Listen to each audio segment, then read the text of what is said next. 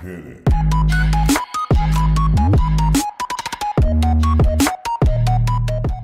would you describe your husband's condition when you first arrived here at Freda Salute? Well, I mean, he had cancer. It was spreading. He was in a lot of pain, which we were under the impression was from the cancer. So that makes you somewhat fearful. He was tired, and he was at his wit's end a little bit. Mm-hmm.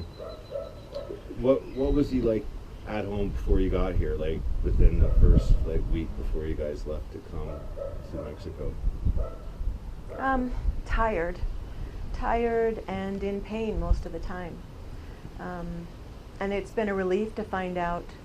One of the big reliefs is to find out that the pain he has is not from the cancer, and then also that they're making progress, definite progress against his cancer. Mm.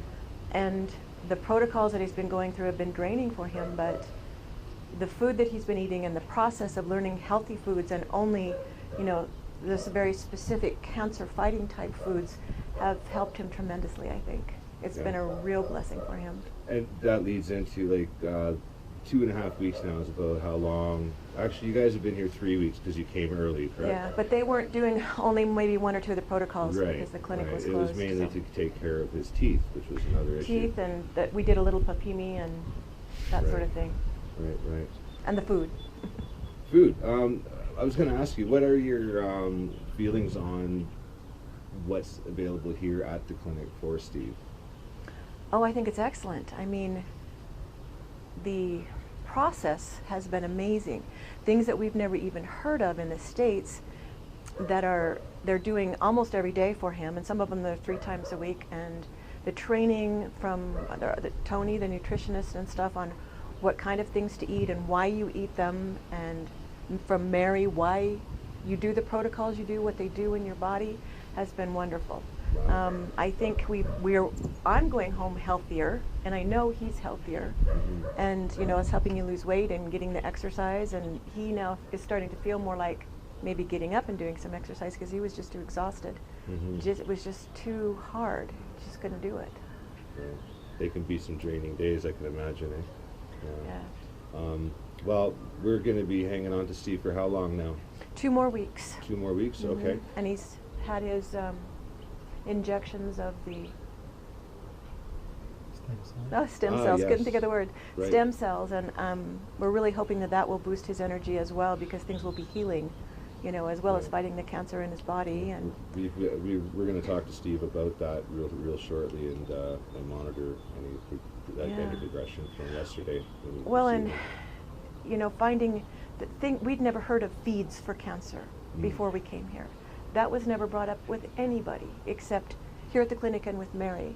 And now that we've broken some of those holds in his body that are feeding the cancer, I think he has he's been better since that. And it's speaking of holes, you guys had a major discovery yesterday, didn't you? Yeah, but I probably should let him tell you about it. Yeah. Well, we'll definitely tell the story, but it was one of those cancer feeds, correct? It definitely a feed for an infection in his body, which normally does cause worse cancer, if only because your body's busy fighting that constantly instead of the cancer, right? Yeah. And it also was tied to the pain in his neck from where it was. Yeah. Right. The little boogers back there. Yeah. So. Okay. Well,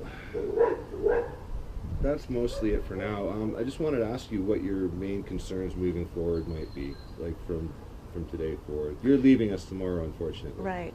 That was our original date, and so to save money and to put it more towards his protocols, I'm going to go ahead and go home. Mm-hmm.